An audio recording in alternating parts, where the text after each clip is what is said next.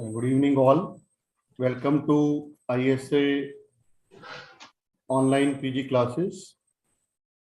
Today, we have amongst us Dr. Manjunath from Mysuru, and is a very good academician as well as office bearer of ISA Karnataka State Branch. He is right now President of ISA Karnataka, and he shall be deliberating upon perioperative management of fluid therapy in pediatrics, what is new. So that is a practical and important topic as far as pediatric anesthesia is concerned, and we look forward to listening him regarding perioperative fluid management in pediatrics, what is new. I request Nishant to please formally introduce the speaker, Dr. Manjunath HG. Right, sir. Thank you so much, sir. And a very warm welcome, sir. It is our proud privilege that we'll be able to listen to you, as sir mentioned.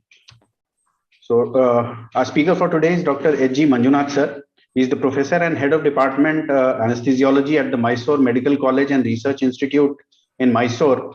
He's done his graduation and post-graduation from the Government Medical College, Mysore. He has been in the army and has served 1 year in the Assam Rifles at Shillong in Meghalaya, where we'll have our National Congress this year. He has been a consultant anesthesiologist for Kerala for 5 years and joined the government service in 2000. So he has a vast experience as a lecturer in anesthesia. Currently, sir is the ISA president for the Karnataka State Branch. He has been a past secretary and president of the Indian Society of Anesthesiologists, Mysore City Branch, the governing council member of the Karnataka State Chapter. He's been at the past editor of the Karnataka Anesthesia Journal and teaching faculty for various regional, South Zone and national conferences. And he's conducted many CMEs, workshops and state conferences, state conference MCI. He's been the MCI inspector and member of equipment and syllabus for the specialty of anesthesia and has been in the panel of examiners for the National Board, the National Board of Examination, and the member of a specialty board in anesthesia for the NBE, that is the National Board of Examination. He's in a panel of examiners for the RGUHS, the Gujarat University, the Kerala Medical University, and has various publications in index national journals and state journals, including the prestigious European Journal of Medicine. So I think it will be a very interesting talk, and this is a talk of a lot of importance for all the anesthesiologists. Sir, as is our custom that during the talk, all the spectators and all the audience will be muted. Just in case there are any questions that the audience might want to ask, they'll ask in the chat box. If there are any questions that you might want to ask, the audience is also encouraged to answer in the chat box itself. With this, sir, a very warm welcome, and you can share your slides, sir. Nishant, by the time Dr. Manjunath shares his slide, we have Dr. Venkatgiri also amongst us. Yes. Few words from you, Dr. Venkatgiri, President ISA National. Okay. Thank you, Naveen. Good evening, everybody. Continuing with our weekly classes, we have today Dr. H.G. Manjunath, a good friend of mine, who is the president of Karnataka State Branch and has a vast experience, and is a regular speaker in even Kerala regular PG class also, and it is very interesting, and he makes the PGs to understand the topic and takes them to the exams. I wish all PGs will log in and take benefit of his class today. All the best. All the PGs, please hear with interest and learn from Dr. Manjunath. Thank you. Thank you. Sir? Yeah, sir. Please. Sir, thank you very much, sir, for the opportunity. Thank you, Dr. Naveen and Dr. Venkatgiri, sir, and thank you, Dr. Nishant, for a wonderful introduction. I think today we're going to speak on this much debated topic. It is totally debatable topic, and I'll try my level best to make the students understand what is meant by this fluid therapy in children. I'll go slowly, and I got many slides are there. So please, every slide is important, and a lot of controversies are there. I will go ahead and I'll try to dissect what are the controversies. So greetings from Mysuru Medical College, Mysuru, Karnataka State, and greetings from the Department of Anesthesiology. So thank you very much for this wonderful topic. So perioperative fluid therapy in children. First, and I will go in detail about the introduction of what is meant by this perioperative fluid therapy. And second, from the past 50 years or so, we are going to use this Holiday and Segar formula for IV fluids in pediatric patients. Most of our pediatric anesthesiologists and pediatric department, they are following this Holiday and Segar formula, and each and everyone knows about this. And after that, I will going to talk about this. What are the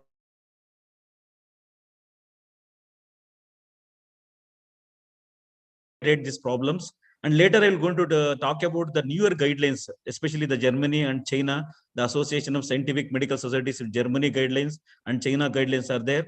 So what are these guidelines? And let us look at the guidelines, recent guidelines. And after knowing these things, so what are the current trends? The pediatric fluid therapy for the current trends, what is the point of view, and what is there any consensus? So I'm going to talk about in detail about this debate and consensus.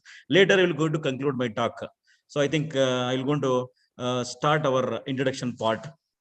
So for the perioperative fluid therapy, it's an integral part of pediatric anesthesia and pediatric anesthesiologists as well. So most of the anesthesiologists are taken part in the intraoperative administration of fluids for pediatric patients. I don't want to go into the details of this classification of the pediatric patients. And neonatals, and I'm not going to tell in detail about the neonates. The choice of fluid has been a topic debate in the past recent years. The pediatric population is totally different compared to adults. So we know the differences. So, and everyone knows about the differences between the pediatric and adult patients. The pediatric population is very sensitive even to a minor degree of dehydration. So it is very important. And you should know the physiology of fluid dynamics, and we have to know which choosing the fluid therapy, appropriate fluid therapy is very, very important intraoperatively as far as the pediatric patients are concerned. If there are some errors, so if you commit some errors, it may lead to complications and negative outcomes. These should be kept in mind. So what is the concept of the perioperative fluid? Why we have to give perioperative fluid? What is the goal of this perioperative period? The goal of this perioperative IV infusion therapy is to maintain or re-establish the normal physiological state in children by means of normal extracellular fluid volume, maintain the normal blood volume, and maintain the normal metabolic function in a neonate, in a pediatric patients, and maintain the electrolytes and acid-base balance, and we have to go for this normal tissue perfusion, adequate normal tissue perfusion. This is the ideal goal of any fluid IV infusion therapy intraoperatively. The fluid therapy in surgical patients is designed to provide a different fluid requirements. Why we have to give the fluid therapy? So for fluid therapy, there are many components of fluid therapies are there. Why should we? What are the components? First and foremost thing is maintenance fluid requirements. What is this maintenance fluid requirements? This maintenance fluid therapy represents the volume of fluids as well as the amount of electrolytes and glucose which are needed to replace the anticipated physiological loss from breath, sweat, and urine to prevent urine, and also to prevent hypoglycemia. For the past 50 years or so, this therapy was based on Holiday and Segar formula, which proposed to match children's water and electrolyte requirements on a weight-based calculation. I will go into detail about the Holiday and Segar formula, what they have done, and what is the formula, and how to calculate it. And I think each and everyone knows about this formula. The second component of this fluid therapy is fluid deficits. What are these fluid deficits? These fluid deficits are nothing but they are pre-operative deficits.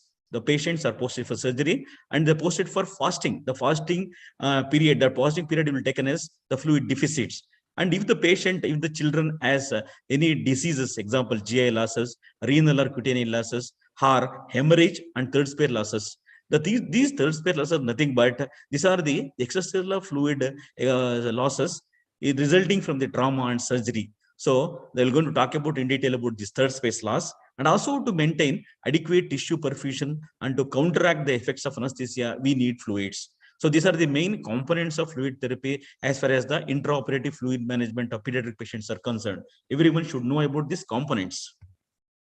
So before going on to the subject proper, so there are more terminologies are there. So which I am using interchangeably during my talk. So everyone should know about what is meant by hyponatremia, hypernatremia, osmolarity and osmolality and tonicity. So first and foremost thing is I am using this hyponatremia whenever there is a serum sodium concentration is less than 135 milliequivalents per liter. The second thing is if it is hypernatremia, the sodium level is more than 145 milliequivalents per liter. What do you mean by osmolarity? I think everyone knows about this. And before any talk on this fluid management, osmolarity and tonicity should be known. So as there is a difference between osmolarity and osmolality that I have written it. Now, number of osmoles per of solutes per liter of a solution. And osmolality is nothing but number of osmoles per kg of solutes. So you should note the difference between these two, and I'm using interchangeably. Both are same. Only thing is per kg and it is per liter of solutions. Now we should know what do you mean by this osmolarity and tonicity. Is it same or not? So osmolality is nothing but it is a property of a particular solution and it is independent of any membrane. What do you mean by tonicity? This tonicity is nothing but it's a property of a solution with reference to that particular membrane, with reference to a particular membrane. So in between, we should know what is meant by osmotic pressure. This osmotic pressure is a pressure of a solution against a semi-permeable membrane to prevent water from flowing inward across the membrane. And tonicity is the measure of this pressure.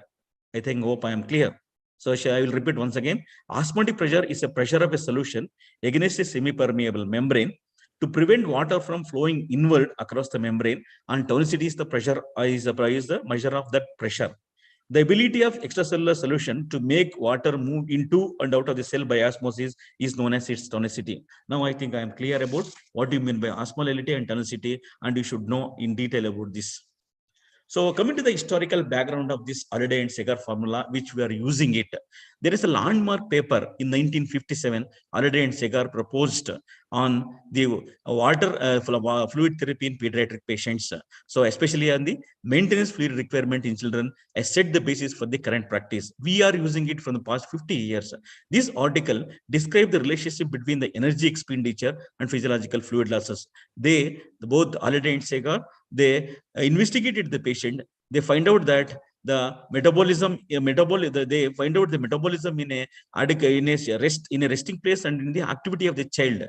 So these physiological losses are approximately equal to 100 ml per kilocalories per day, or 1 ml of water is needed for every kilocalorie of energy expended. This is taken as a basis for the calculation of this Halliday and Segar formula. So everyone knows about this. That is a easy rule of thumb is about 4:2:1 ml per kg per hour. I'm going to talk about this in detail. How will you going to calculate this? Okay.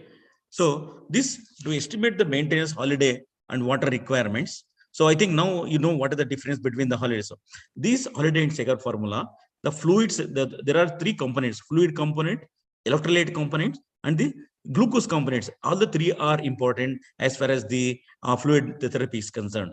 The Halliday and Segar, for the fluid component, they made it as a 4, 2, and 1 rules. They divided the patient into 10 kg, between 10 to 20 kg, and more than 20 kg. For each 10 kg of this patient, 4 ml per kg per hour for hourly basis of fluid requirement, and for daily basis, they made it as 100 ml per kg per.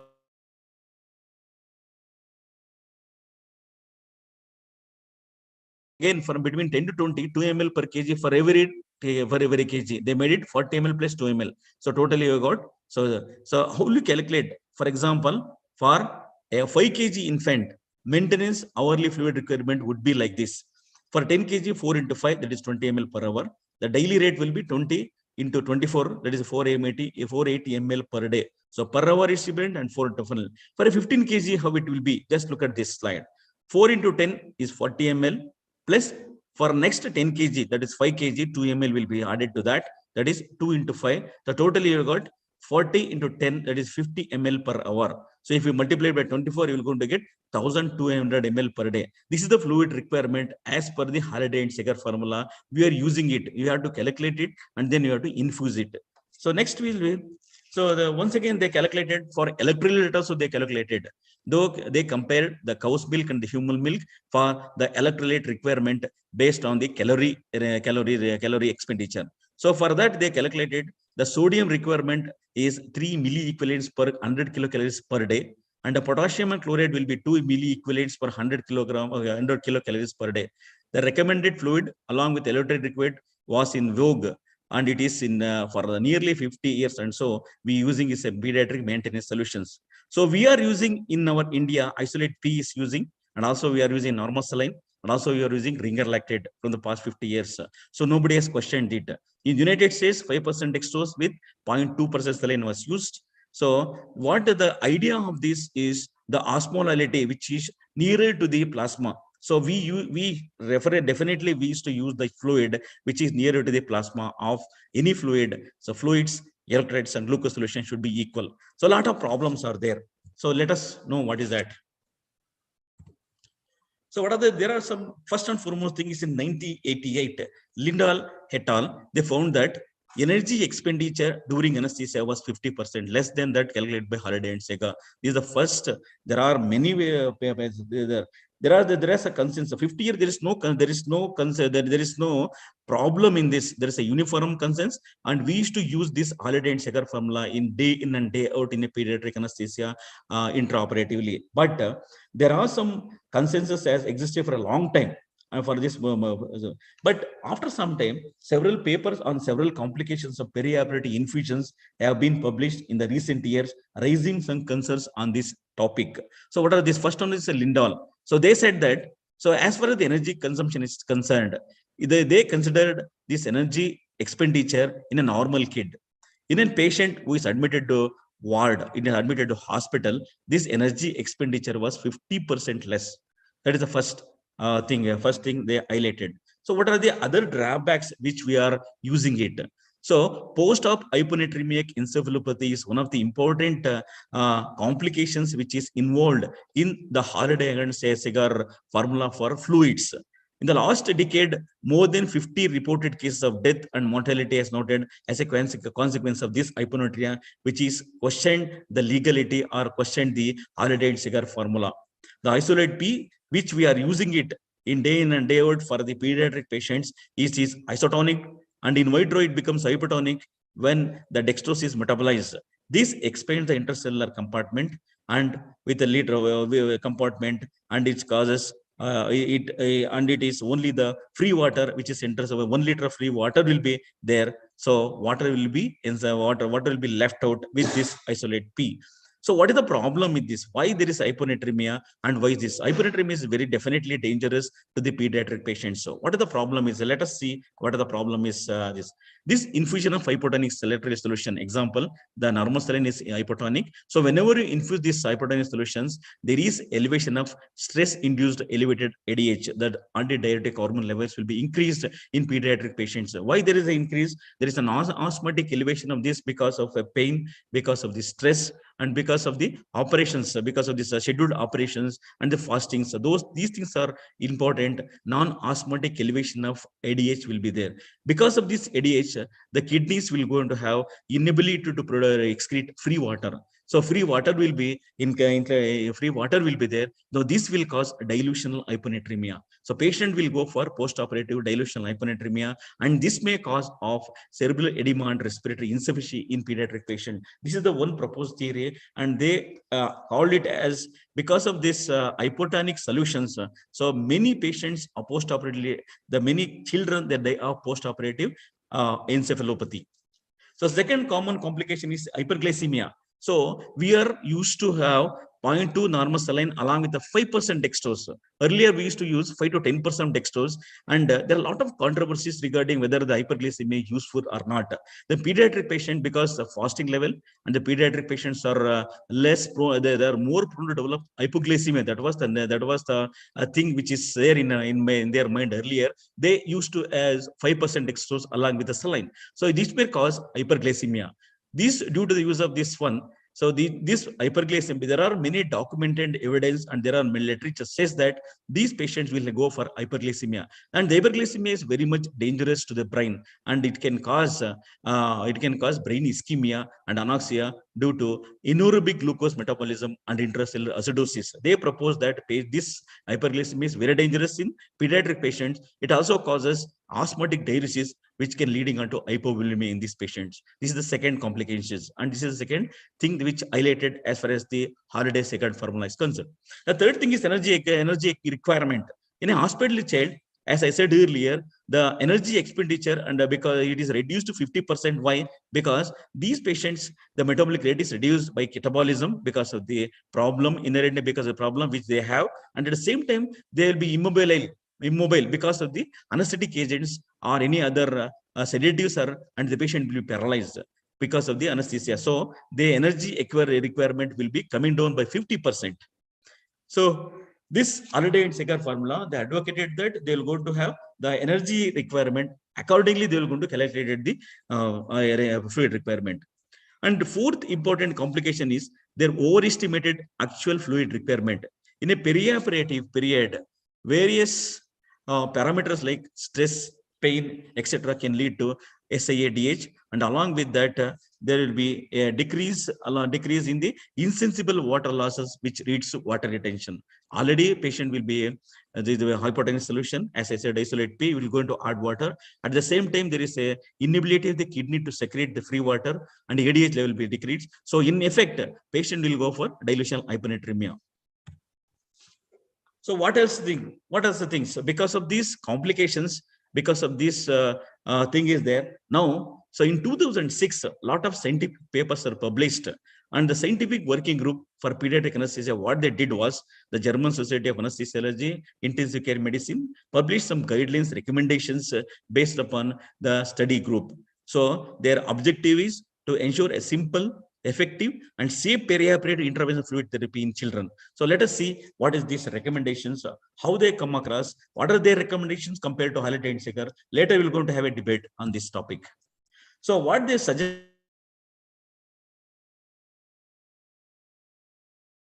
changes from German guideline recommendations from 2006 onwards.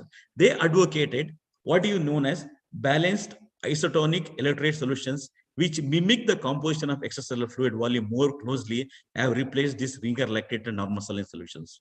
So we used to have normal saline solutions along with the ringer lactate, mix it with the 5% dextrose or whatever the institutional this thing is there. So they will going to mix it on site and they used to infuse it. Now they advocated these guidelines. They advocated the infusion of balanced isotonic electrolyte solutions. So they mimic. I think it is clear in this. Previous slide. I think they compared this extracellular fluid volume, composition of this extracellular fluid one, along with the sodium chloride, along with the ringer lactate, along with the balanced solution of this. So this balanced solutions has got the plasma, the osmolality, the electrolytes, and which mimic very closely with the with our extracellular fluid. So it is advocated by these guideline recommendations. So what they have done? So let us see what they have done. There are evidence suggesting that the liberal transfusion of blood products may increase morbidity in children. So they also advocated not to use blood products unless otherwise indicated, better to avoid the blood products in preoperatively. So what shall we do? So you have to do before the patient is posted for surgery. Preoperative optimization is very important. So to avoid the blood, and also use blood conservation techniques during surgery, and a restrictive approach of fluid transfusion is advocated by them. So what do you mean by that? So now how they planned this fluid management, and they divided into what is known as background infusion, perioperative fluid therapy, and perioperative volume therapy. So let us see what is meant by background therapy and perioperative fluid therapy and volume therapy in detail. So before going on to that, what is the role of this preoperative fasting period? The currently recommended fasting rules for children is 6 hours for solids, and 4 to 6 hours for infant formula, and 4 hours for breast milk, and 2 hours for clear fluids. But this recommendations, are we following it properly? No, it's very difficult. So most of the cases, this exceeded in many cases because of many diseases, because of the timing of the patients, and many patients and preoperative fasting time in children should be, and because of the timing, because of these parents, they might not understand the properly the how to give. So there's a lot of gray areas are as far as the fasting times are concerned. So in effect, in a nutshell, the preoperative fasting time for children should be as short as possible to prevent patient discomfort, dehydration, and ketoacidosis. And also, you should actively encourage the children to drink clear fluids up to 2 hours before surgery, before induction of anesthesia. So I mean to say that clear fluids, there's a lot of thing is there as far as the clear fluids is concerned, even for the parents and even for the postgraduate students. Most of the examiners, they're going to ask what is meant by a clear fluids. Everyone should know what is meant by the clear fluids, and they advocated diluted apple juice. The diluted apple juice, what is the advantage of diluted apple juice? The diluted apple juice is liked by the kids. So apple juice, definitely everyone will going to like the kids, and it contains a lot of electrolytes and carbohydrates.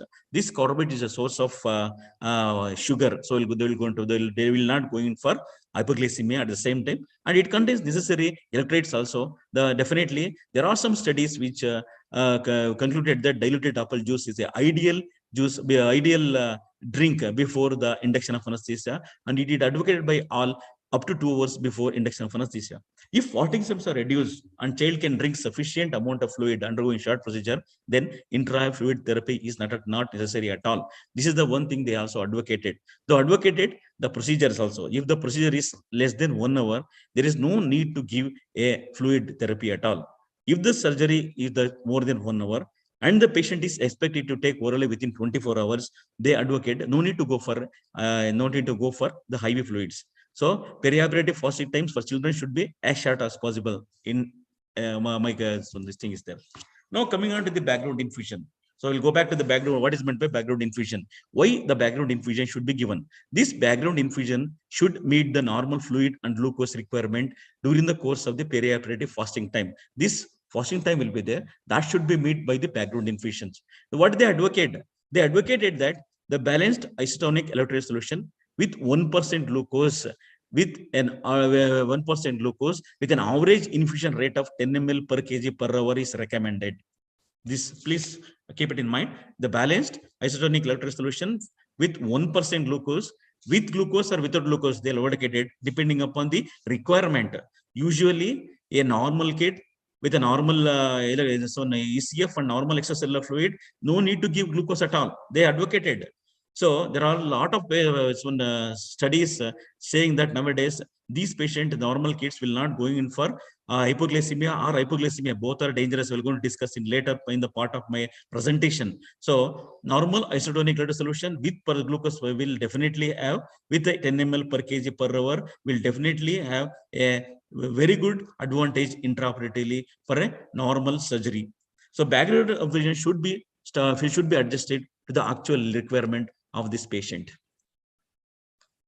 and it should have an osmolality and sodium concentration which is close to the physiological pH as physiological plasma as much as possible, and should contain 1 to 2%. That is a thing, 1 to 2.55 glucose, and also contain electrolytes, the normal electrolytes like acetate, lactate, and malate. This should be have the. So I think nowadays the many companies, they come out with this come out with balanced isotonic electrolyte solution, and many of these Indian companies also coming out with. I think most of the pediatric anesthesiologists, they know about this isotonic electrolyte solution. So what does its background is? This perioperative glucose deficiency in most cases results in, I think I don't want to go into details of this one. So how will you going to give this isotonic background infusion? It should be initiated with an initial infusion of 10 ml per kg per hour, and the actual requirement during the further course. So what are the target? The target should be normal is extracellular fluid volume, and sugar level should be measured regularly, and glucose administration should be adjusted accordingly, because normal glycation should be maintained and stable acid base status should be maintained. There are some patients, those premature infants are there, and those patients who have got some GAT problems are there, and there are some infants, those who require glucose very much. So those who are parental nutrition, and those patients definitely need glucose. These, whenever you go for a background infusion, please check the glucose level beforehand and accordingly infuse the glucose. That is the one they are advocated. So coming to that, which solutions for infusion should be used for perioperative fluid therapy? After coming out, after doing this background infusion, let us go in for the fluid therapy. What is this fluid therapy? The perioperative fluid therapy is to replace the additional fluid deficit in order to maintain the extracellular fluid volume. Okay, the background infusion is given. And if there is some problem with this one extracellular, still we cannot able to maintain the patient physiological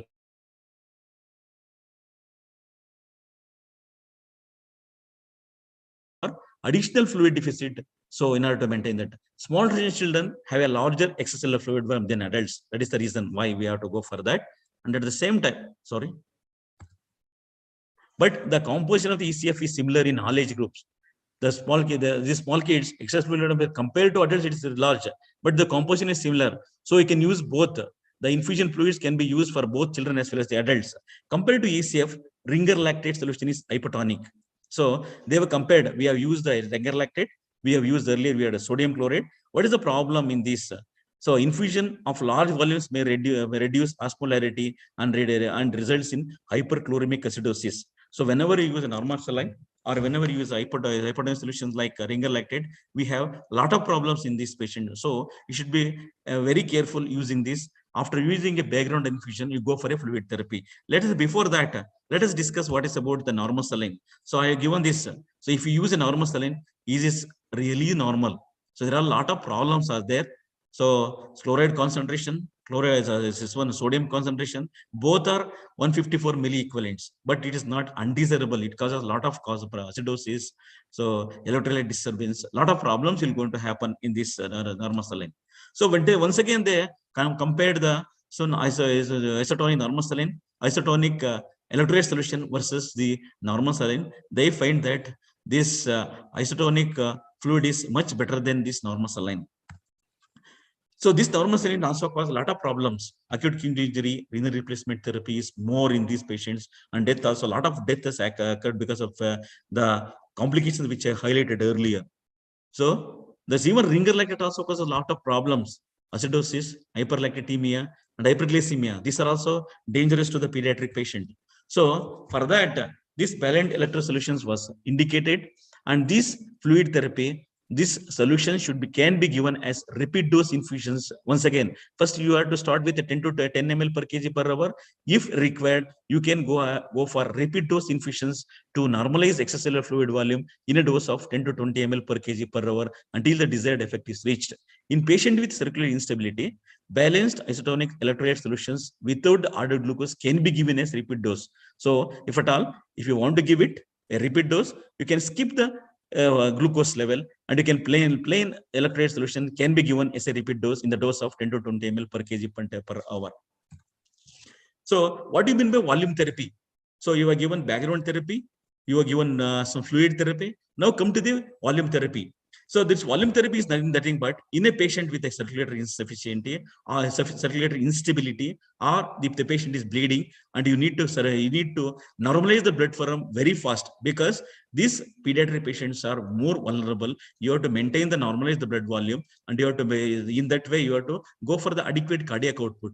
The cardiac output monitoring is very difficult in this pediatric patient. So quickly normalize the blood volume is very, very essential in this patient. The first step to stabilize the circulatory system should be liberal infusion of balanced isotonic electrolyte solutions to maintain the normal extracellular fluid volume and also blood volume. In case of large turnover of volume, you require more volume.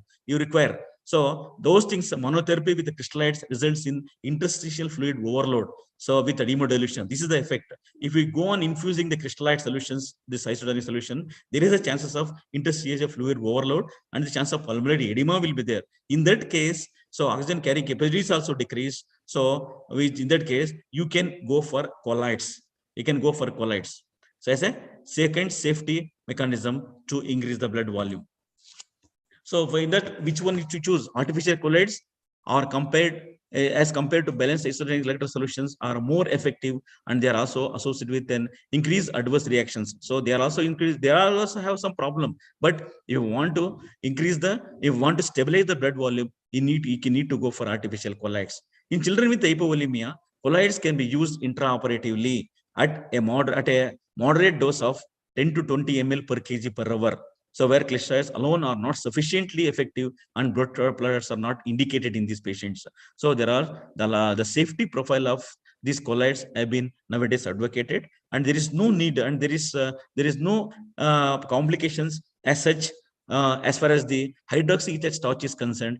And earlier, there was a lot of hue and cry regarding the renal impairment or renal damage as far as the colloids or this hydroxyethyl starch is concerned. Now, if you don't exceed the 50 ml recommended daily maximum dose of 50 ml per kg and kg, at the same time, the molecular weight, 130 molecular weight, the recent third generation of colloids are definitely better than the earlier one. So they advocated the hydroxyethyl starch 130 molecular weight, and also the highest, the recommended dosage will be 50 ml per kg should never be exceeded. So in that, if you keep this, albumin is there, hydroxyethyl starch is there, at the same time, gelatins. These three things are used in case where this problem of interstitial edema or the blood pressures are not indicated, you can go ahead with colloids. So to summarize what I said, it is a rule of 10. The perioperative intravenous fluid therapy in a patients, this advocated by the German as well as the Chinese guidelines, both are similar. So both are similar. So I just summarize this the rule of 10 solution for infusion. The background infusion, which consists of balanced solution with or with glucose, with or without glucose. Initially should start with 10 ml per kg per hour. For fluid therapy, if you need additional, so to stabilize the cerebral volume, you can add 10 to 10 ml per kg as a repeat infusion.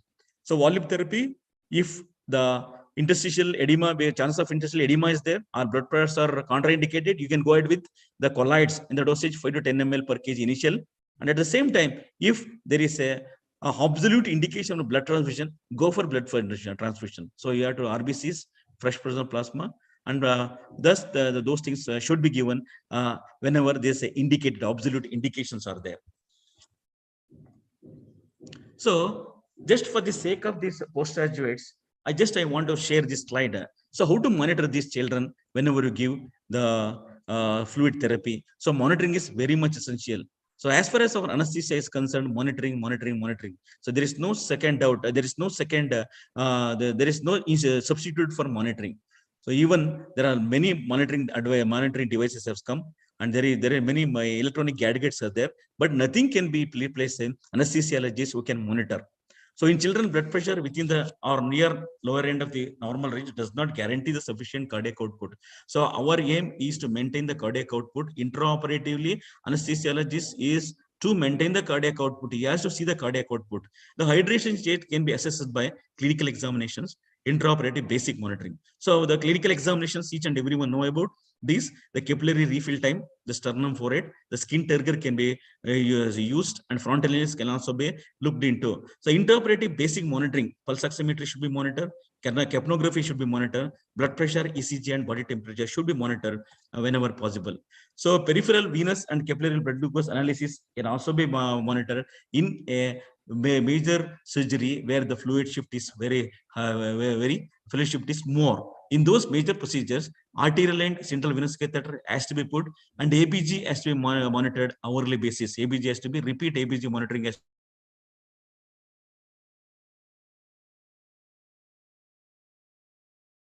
passive leg raising are not efficient. So do you know the fluid assessment? So you should know what is meant by that. So for that, what we got? Two things, sir. One is external pressure to the liver. So you just put external pressure to the liver. So by causing the blood volume to shift from the intra-abdominal to the intrathoracic space, thereby you can have, if you have a ABP and ETCO2, the fluid responsiveness can be matched. The ETCO2 translately will be elevated because this the flow will be normal. This because this minute ventilation will be normal, but the flow will be increased during that time. So that ETCO2 definitely translately increased. This is nothing but external pressure to the liver. And second thing is blood pressure curve variations over the breathing cycle, systolic pressure variation, pulse pressure variation, the perfusion index and pleth variability index calculated based on the pulse oximetry and echocardiographic measurements of stroke volume and blood flow velocity as indicated in a patient who have posted for a major surgery. And earlier we used to have urine output. Now the urine output is not a valid parameter, as there is a decreased urine output due to stress related ADH release or due to decrease in the renal perfusion. Because if the patient is going in for laparoscopic procedures, because of the laparoscopic procedure, because of the pressure, the renal perfusion will be decreased. In these cases, urine output is decreased. And urine output is not a reliable indicator of this fluid status. So you should not measure urine output. Recommendations for the clinical practice. So there are some recommendations for the clinical practice. For a safe practice for neonates and infants, a syringe pump or an infusion pump should be used perioperatively. So in toddlers, gravity infusions with 2 ml containers are available nowadays. And for pressure infusions, compressible infusion containers with the bags should always be used. I don't think I need to press it once again and again.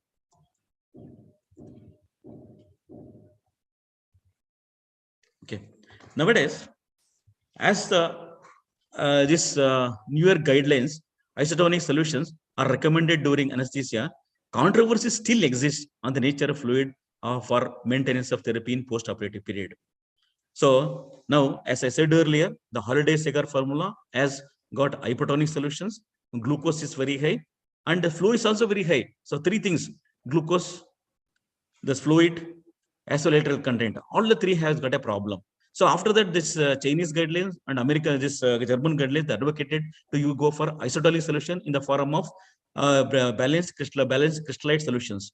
Isotonic balanced crystallite solutions with or without added glucose in the form of background flow therapy, volume therapy, and the background volume therapy, therapy like that. So now the choice of isotonic solution should be more pertinent to that of hypotonic solution, but evidence is still lacking for a definitive answer. Whether this hypotonic solution is safer or not, still it is a question mark. So let us see what are the things. So that, as I said earlier, perioperative fluid management in children is dilemma solved. Because of this Holiday and Segar formula, one side, and this, the German and Chinese guideline, another side.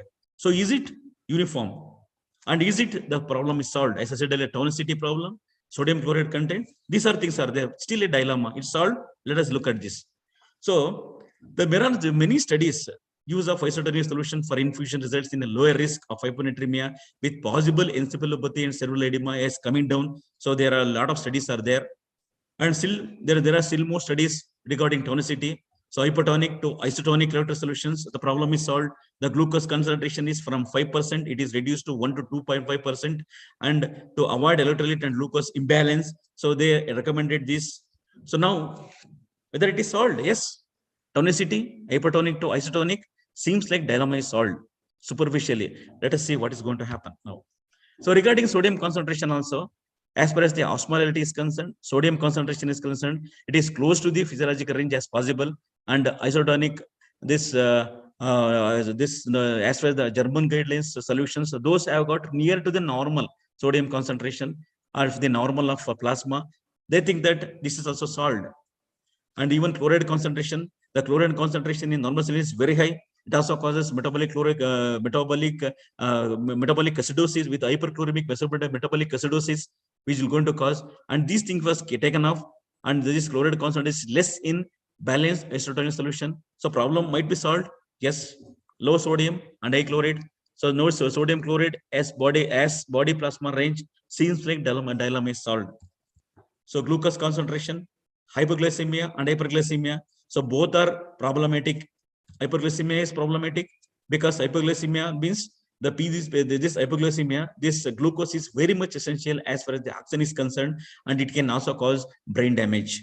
So there are different theories are associated with. I don't want to go into the details of that. Even hypoglycemia is very dangerous in this category, and you have to maintain the glucose concentration intraoperatively. As this, the periodic use of infusion solution containing the less amount of glucose is coming to you. So administration of 1% glucose prevent hypoglycemia, ketogenesis, and lipid emulation, and is associated with the blood glucose concentration in the normal range with preventing hyperglycemic episodes. The studies which now there are a lot of studies which can say that 1% glucose is ideal. Okay, but the problem is solved. I think no added glucose, the 5% of 2.5% or less than 1% is ordered, and with or without glucose you will go into heart, the dilemma is solved. So tonicity is solved, sodium is solved, and then glucose is also solved. I think this we have totally solved the problem, and dilemma is solved, and we can accept it. Is it possible? At the same time, at the tonicity, hyponatremia, the tonicity, this glucose concentration, and the chloride. After that, what about the rate?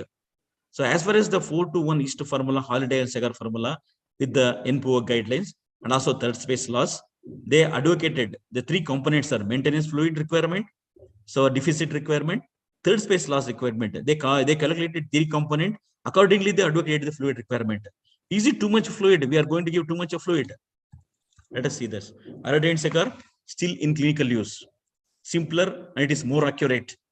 So 20 to 40 ml of per kg of balanced salt solution can be used. So what about the third space loss? The classic third space does not exist at all. Nowadays, there are recent studies which can say that there is no third space loss at all. Routine replacement of high insensible and third space losses should be abolished in favor of demand-related fluid regimens. So there are a lot of controversies as far as the fluid thing is concerned. Please go and read about in detail. In Smith, he has given beautifully regarding the third space loss. So once again, the Furman et al. Proposed to replace 50% of the fasting deficit in one first hour and 25% in the second and third hour. So as far as the rate is concerned, and as far as the recommendations is concerned, the Furman is the first person. So he reduced it.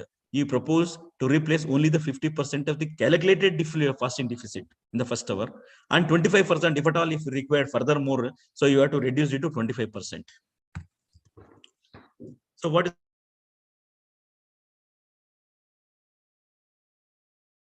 in the perioperative period in adult, but little evidence regarding this topic in pediatric patients.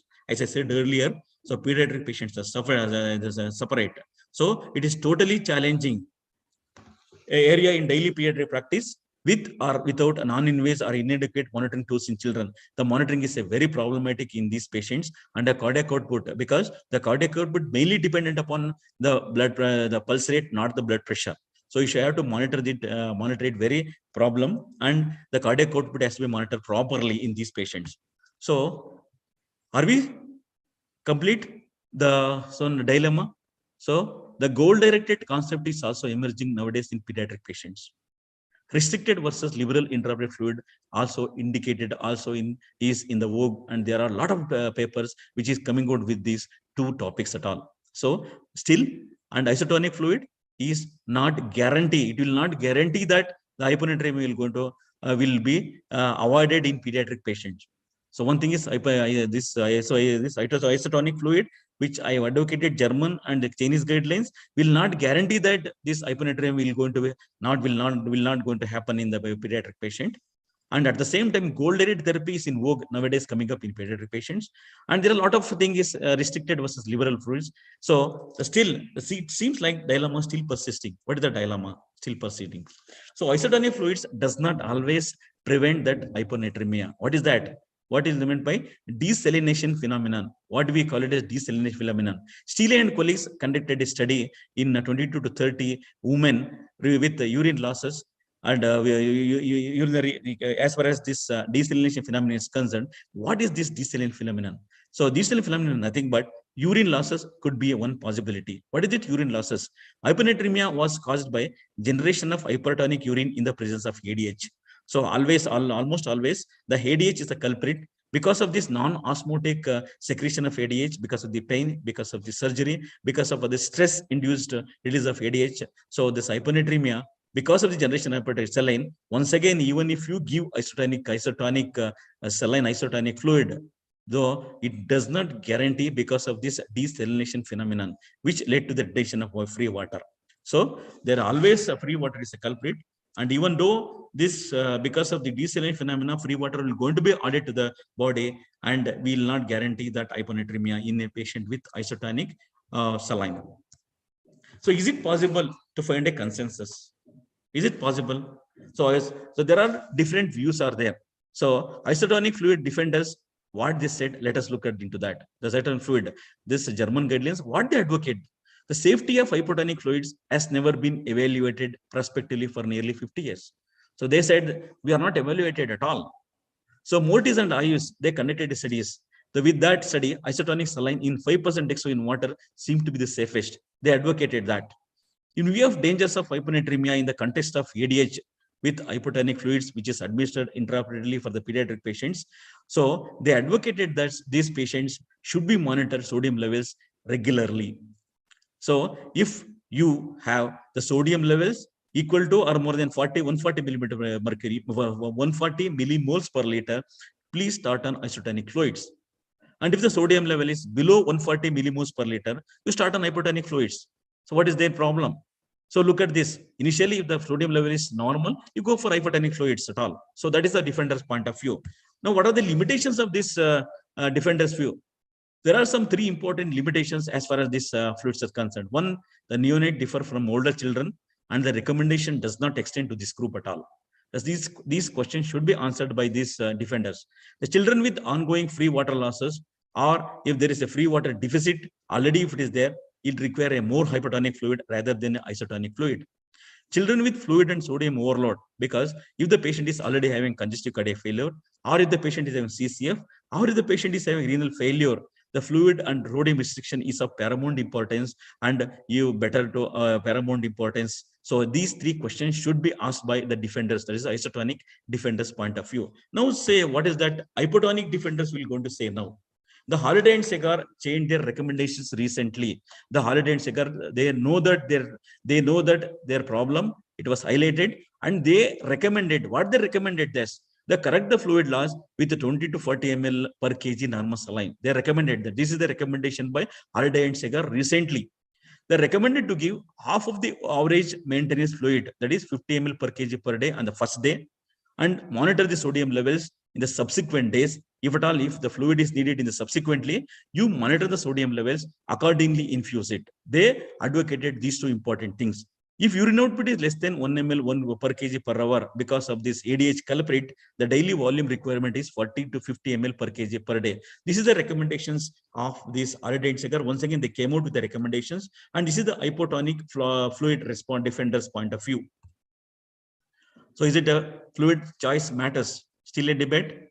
Idea solute, which is that, but all agree that individualized fluid therapy and monitor sodium levels is the utmost importance, and still a lot of debate is going on. So finally, to conclude my talk on this much debatable talk, the post-op period is at risk of non-osmotic secretion of ADH.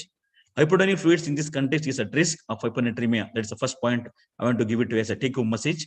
And second thing is, Holiday and Segar formula for the past 50 years, it often, we are using it, it often leads to overestimation of volume fluid low needed. So even if the context of lower in our output, either because of the ADH and many causes, so you have to reduce the 50% of maintenance fluid volume has to be reduced. Holiday and Segar themselves recognize that, and it is necessary to reduce the maintenance fluid volume by 50%. Finally, which is the best solution, whether it's hypotonic or isotonic? Still, there is a lot of debate is continued and need to be re-evaluated by means of prospective randomized trial. Many things are needed, and the randomized trials are still awaiting for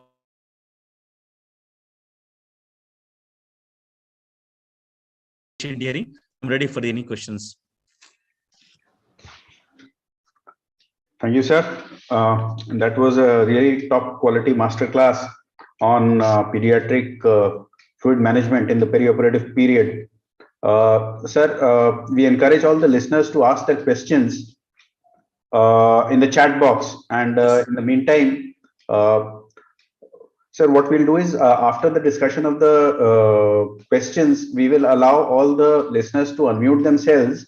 Yes. And they can just ask their questions directly also. Yes. So there are a few questions in the chat box, sir. If you allow, then we'll be able to take these questions. Yeah. So one thing is there, the modified Holiday Segar is only for post-operate, right? So still there are a lot of things that has to be questioned. I think I clearly said my slides say that they advocated the modified, the Holiday and Segar themselves agree that there are a lot of things or flaws are there. What they advocated is maintenance fluid requirement has to be reduced to 50%. 50%. And then monitor the sodium level regularly. First, the sodium level has to be monitored. Glucose level has to be monitored in a patient who are there. So the sodium level has to be monitored.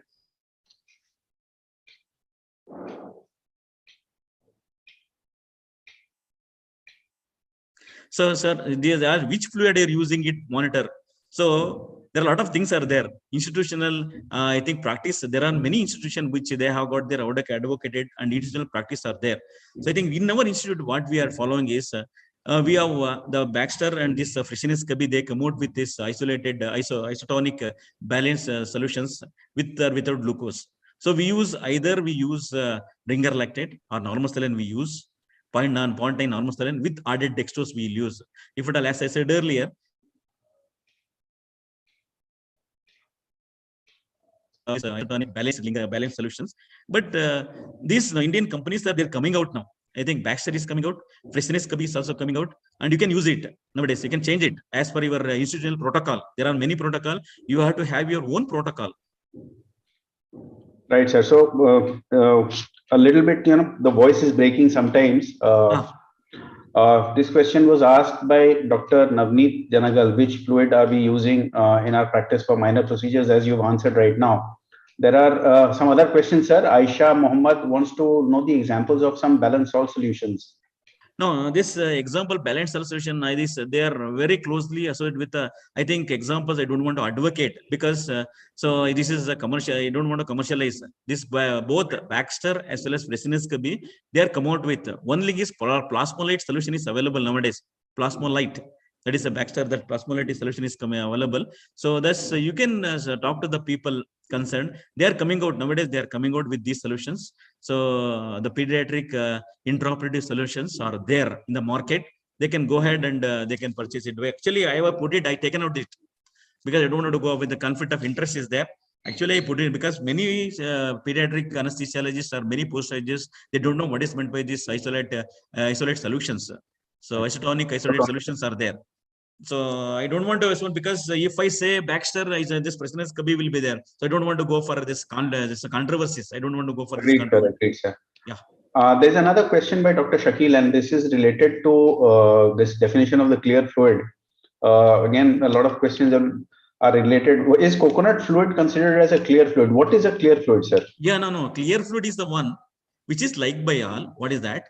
And it should not have any deleterious effects as far as this fluid and electrolytes are concerned. So the diluted apple juice is advocated universally. Why it is advocated means the fluid is liked by the kids. The sweetness of this, the sweetness of this there. It also contains carbohydrates and electrolytes to the optimal level. So patient will not go for this hypoglycemia or fluid deficit. At the induction of surgery, at the induction of anesthesia, many patients used to go for hypertension. There are some, because a lot of laws are there, a lot of debate is going on as far as this clear fluids is concerned. The pH and the volume of the gastric fluid, they conducted a study as far as this apple juice is clear, apple juice is concerned. They conducted the pH and as well as the volume of the gastric fluid at the time of induction of anesthesia. It does not have any effect on this. So patient is stable. So that's why they advocated this apple juice. It contains carbohydrates, it contains electrolytes, it contains fluid.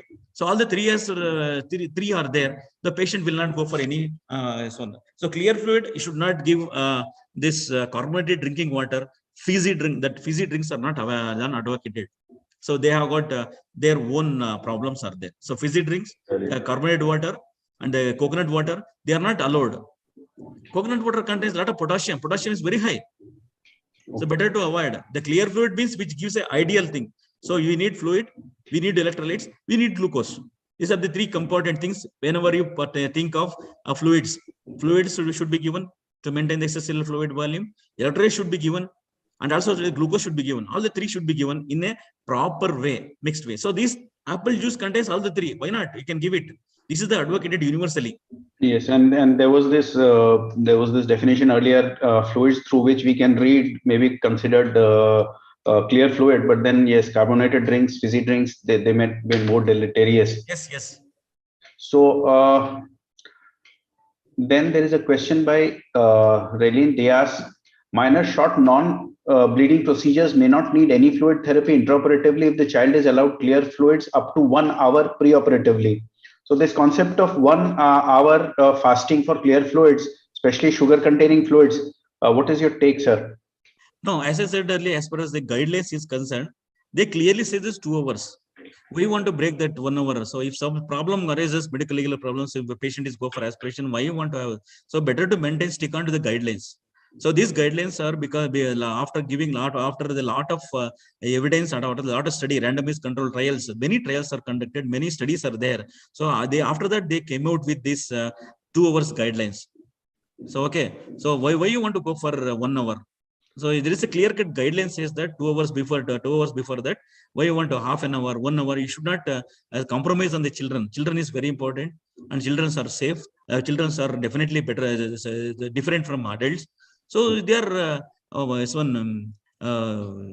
children are just like God. So you have to take very much care as far as the children are concerned. Agreed, sir. Agreed. So there's another question by Dr. Monali Thakur. 20 to 40 ml per kg of total fluids. Now, how should we divide this fluid according to the estimated duration of surgery? That is a question, Dr. Monali Thakur. Yeah, just if you observe my slides, the rule of 10 is there as far as the German guidelines are, German and China guidelines are there. So we are divided into background fluid. So I divided into the volume therapy and the fluid therapy, background, fluid therapy and volume therapy, and then blood transfusion. I divided clearly. Rule of 10 is there. If you follow the rule of 10, definitely 10 ml per kg per hour initially with or without added glucose. And as far as the situation is concerned, and later if the patient is having hemodynamic unstable, you can go for a fluid therapy with the added so once again repeat dose you can give it. Like that, I think it is clearly given. Guidelines are clear. The rule So of 10, I think I can. The table. My slides. Yes, Nishant. Yes, we saw that in the table that you had there.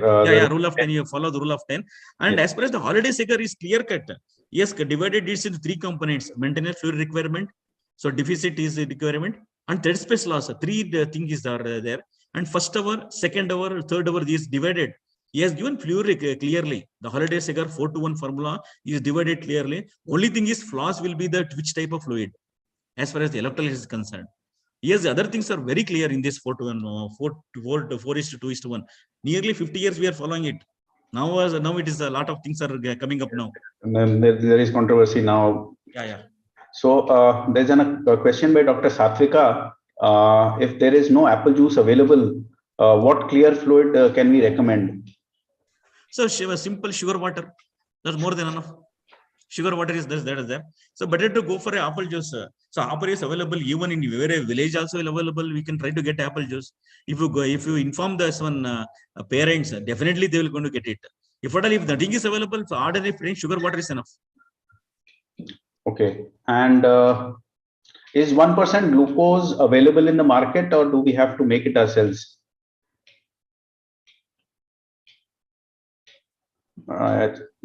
Is 1% glucose available in the market, or do we have to make definitely it's available. Definitely it's available in the market, or else you can able to mix it. There are some guidelines which says that I got one reference here only.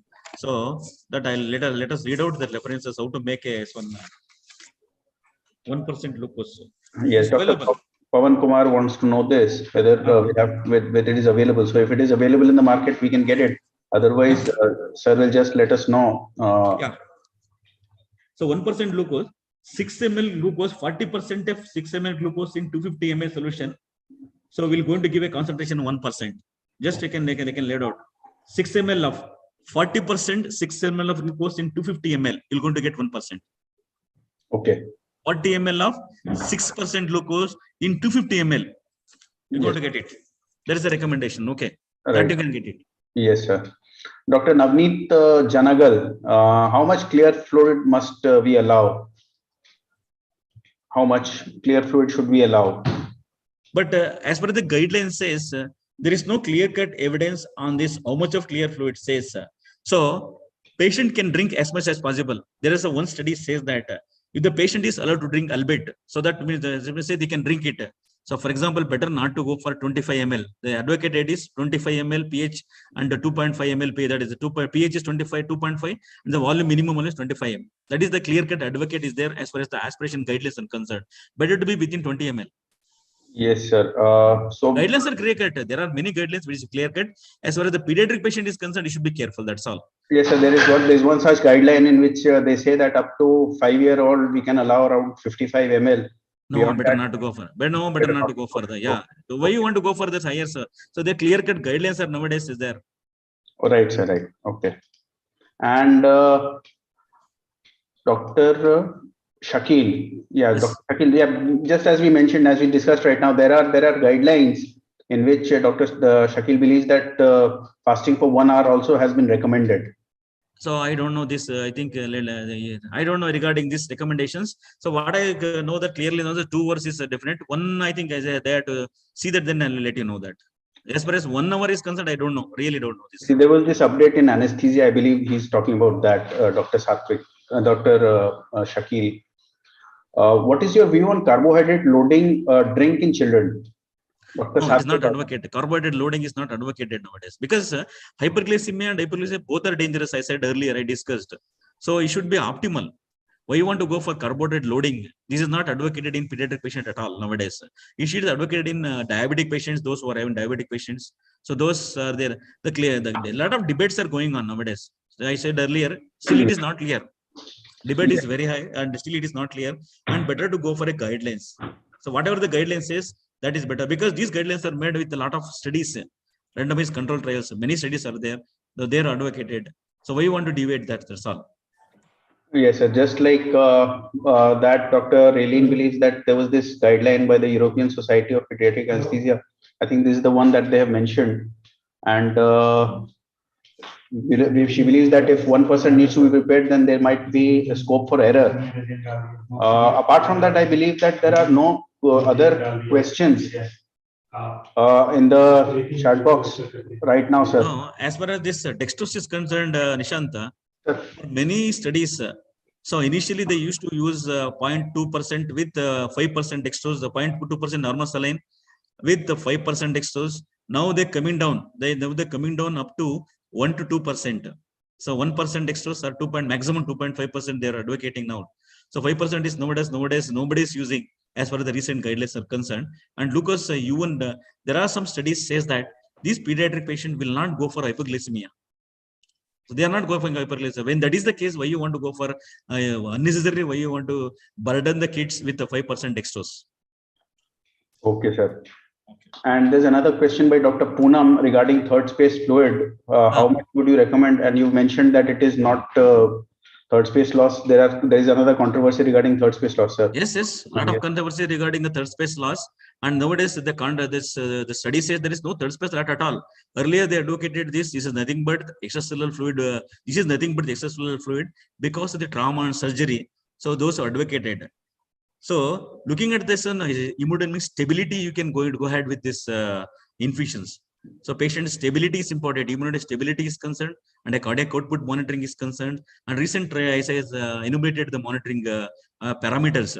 If you look at those parameters, and if you look at those things, I think better to go ahead with the hemodynamic stability, and then accordingly you can give the fluids. As I said, background infusion, volume therapy, or fluid therapy like that. Right, sir.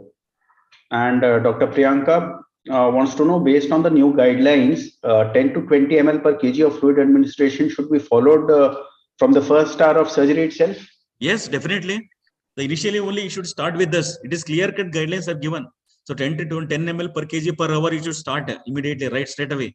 So they arbitrarily divided into short surgical procedure, and large surgical procedures. They included that the less than 1 hour is a short surgical procedure where the patient is expected to take orally within 24 hours. That's a short surgical procedure. It's an arbitrary classification. And if the surgery is prolonged more than 1 hour and you need more, the fluid sheet volumes are more, then those things are considered. So those things you have to use it, as I said, as per the guidelines.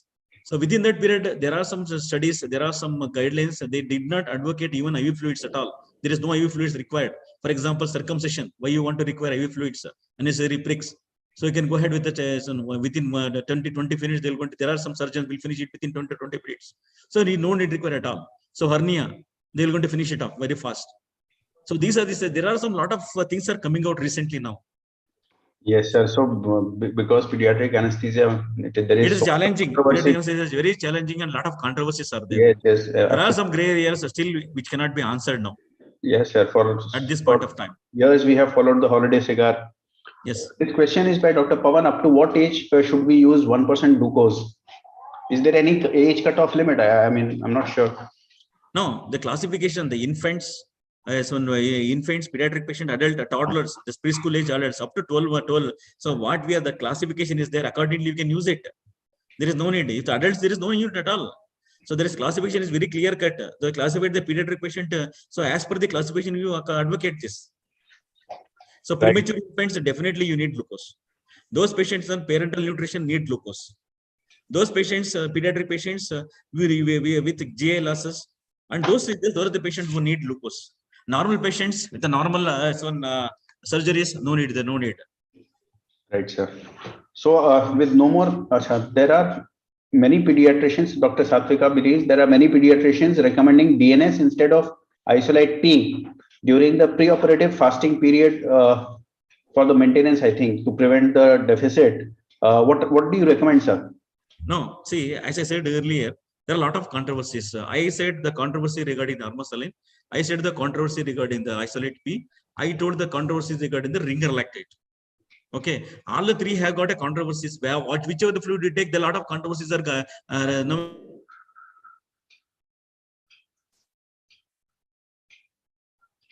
charge solution, isotonic bivalent charge solution. It has also got some disadvantages also there. So ideally, the institutional protocol, and it should be customized to a particular patients. So look at the patient, you are the better judge. Anesthesiologist. So finally, I would like to answer one question. One thing is there. My final would be, so all the anesthetics, everything is cardiac and there is no a lot of side effects. There is no universal anesthetics and universal drugs are all side effects and other things are there. But there are safe anesthesiologists. There is no safe anesthetic, but there are safe anesthesiologists. Yes, perfectly. So you are the better person. Look at the patient, customize the patient, and then treat the patient accordingly. Yes, sir. Dr. Harsha wants to know what should be the nil by mouth post-operative if no fluid is given in the intraoperative period. So no, patient is expected to take within 24 hours. There is no need to give fluids at all. That's the bottom line. If the patient doesn't take, you start with the glucose. You do whether the patient is dehydrated or not. You calculate the dehydration, you look at the patient, whether his dehydration is there or not, if the blood pressure is normal, if the pulse rate is normal, if other things are consciousness level is normal, so capillary refill is normal, clinical features, you look at the clinical features and then accordingly treat the patient. That's more than enough. Yes, I mean, what I feel is he wants to know how much time should the patient remain nil per mouth after a surgery, which I believe will depend a lot on the surgery itself. And we should plan for as early as possible. Yeah, definitely. So nowadays, the patients are encouraged as early as possible. The bottom line is, so pre-operative fasting should be as short as possible. At the same time, post-operative also as short as possible, so that the patient will be encouraged very early. If they drink a lot of fluids, other things as early as possible, the complications will come. So ambulation is very early. The post-operative nausea will also come down. Yes, so you can definitely that is the one. You should encourage early fluid. You should encourage early oral intake in these patients. Yeah, that is there. That is advocated. Yes, I believe that is what he wants. Yeah. Dr. Poonam, does this glucose concentration should be modified if patients develop hyperglycemia? Glucose of what type? This is 1% glucose is she talking about? No, I can't get her nice one. Yes, so what we'll do is we'll allow the speakers to the listeners to unmute themselves. Yeah. Let them ask. Yes, if they can just. Now they are eligible to unmute themselves. Hello. Yes, Dr. Poonam, please go ahead. Good evening, sir. So my question is that if patient develops hyperglycemia, should we modify glucose concentration in fluid? Like patient has sugar of 250. Sir, you are muted right now, sir. You'll have to unmute yourself. Yeah. Now, Dr. Poonam, as I said earlier, hypoglycemia and hyperglycemia are more very dangerous to the brain. Okay. So as soon as the moment you see the hyperglycemia, definitely you have to cut off the sugars. So you should not, there is no need, there is no way you have to get infused fluids. The glucose level, in which such a type of patients you want the hyperglycemia. So as I said earlier, as per the guidelines says that, so background infusion with isotonic balanced solution should be started with or without glucose. So because taking into consideration, there are some patients, premature infants, or those patients who are GIT losses, or those patients who are in total parental nutrition. The beforehand only you anticipate whether this patient need glucose, or if the patient doesn't need glucose, you take the urine, you take the blood sample, serially estimates the glucose level, and accordingly to treat. Why you want to go for hyperglycemia? Why you want to allow the patient for hyperglycemia? So pediatric patient is special. That's why you have to go for the calculation of fluid. That is the point where Holiday Segar they were advocated. So take fluid into consideration, electrolyte into consideration, and glucose into consideration. These things are very important as far as your fluid infusion of fluids for the pediatric patients. You should not allow the patient to go for hyperglycemia. I think my point is clear, Dr. Poonam. Yes, sir. Thank you. Thank you, sir. So there are no more questions. Naveen sir. Naveen sir. Dr. Naveen sir. Yes, sir. Thank you, Dr. Manjunath, for a nice and elaborated talk on the controversial topic on perioperative fluid management in pediatric patients. And I sat through all of it and enjoyed the interactions also post lecture. So thank you for your contribution to the academic program of ISA National. And we look forward to more contributions from your side in coming months. Thank you, sir. Yes, thank you, Dr. Manjunath. Thank you. Come to the close of today's session. And next Monday, 7th of March, we shall be having a clinical case discussion on anesthetic considerations in TURP, transurethral resection of prostate, by Dr. Nivedita Pani from Odisha. Thank you very much. Thank you, sir. Happy Shivratri in advance. Yeah, that's good. Thank you and happy Shivratri. And everyone, thank you everyone for a patient hearing, and happy Shivratri for each and everyone. Thank you. Thank you, sir. Thank you, Nishant, for a nice transmission. Nothing has happened. Thank you very much. And I hope everybody is happy with my answers. Yeah, definitely. Okay. They're happy, and they will be viewing it on the YouTube as well as ISA website, isaweb.com.